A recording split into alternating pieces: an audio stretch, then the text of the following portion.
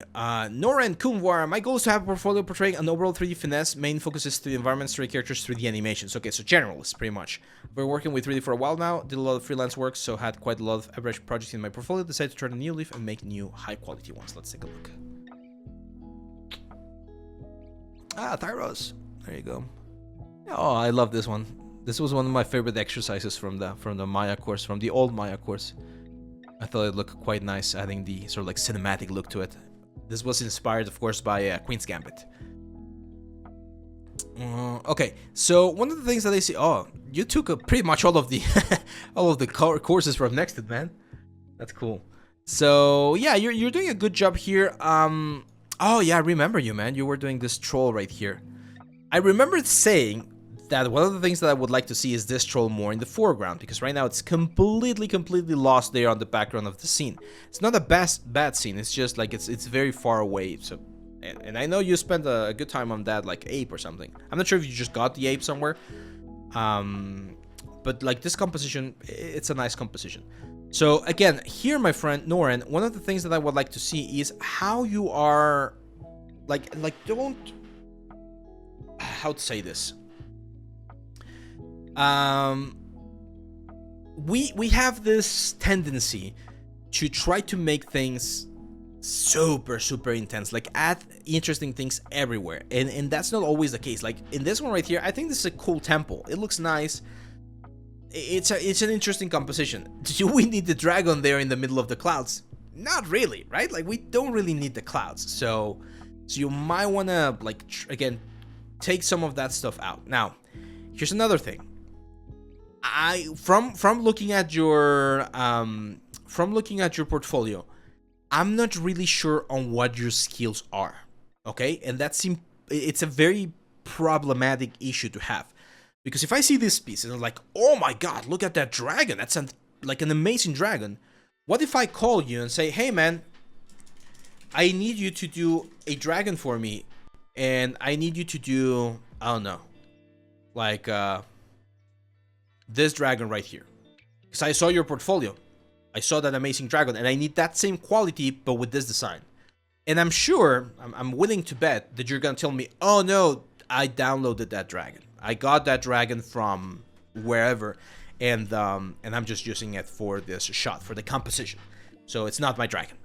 Like, oh, okay, so my next question would be like, what can you model, what can you sculpt? And you're probably gonna show me this one, the Thyros. It's like, oh, I finished this high poly sculpt. It's like, oh, okay, cool, well, it's not that far away, maybe we can work something out. Have you done the retopology and the UVs? Oh no, I haven't. And then we have an issue, right? So it's very important that you understand that your portfolio has to reflect what you are able to do. Was I missing this? I click on the long one. Sorry about that, guys. I missed the chat at one point. There you go, Dome. Thanks for the sub, man. So yeah, it's very important that when you show something in your portfolio, you're really clear on what things you are doing, what things are you modeling. Like for instance, oh, you're there, Noren? Okay, Noren, like just answer me this question. Did you model this huge temple right here, or did you get the assets yourself? Like, was this construction your own creation, or were you downloading the assets?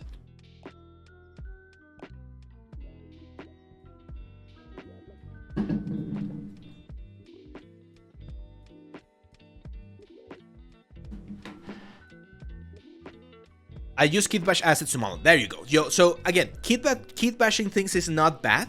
It's not something that you should not do. It's not forbidden.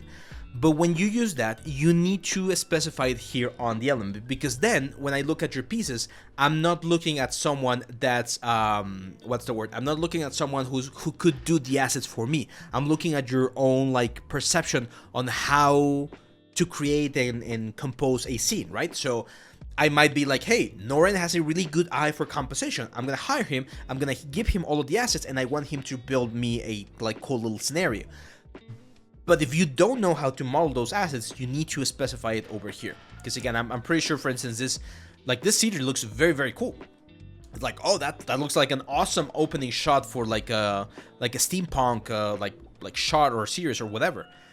but you probably only downloaded the assets and created the composition. So that's what you need to specify right here. Like, I did not model anything, keyed bashes were from this side, I just created the composition. And if I'm looking for someone who can help me with that sort of composition and world building, then awesome. But if not, then people might get the wrong idea about your portfolio. So just clarify stuff here on your comment section. Do game studios use the same models they use in the games for the cinematic trailers? Sometimes they do, sometimes they don't. It depends. If I model the assets and then build composition like those, will that? Yeah, of course, man. Yeah, of course, Noren. If you do it, if you build the, what's the word? The assets, the kit, and then you build your stuff, that's awesome. That's what we're going to be doing on the environment course. I'm going to show you how to build all of the different assets, and then we're going to build the environment, so that we know how to build those assets, and if someone asks us for something specific, we can break it down and create that.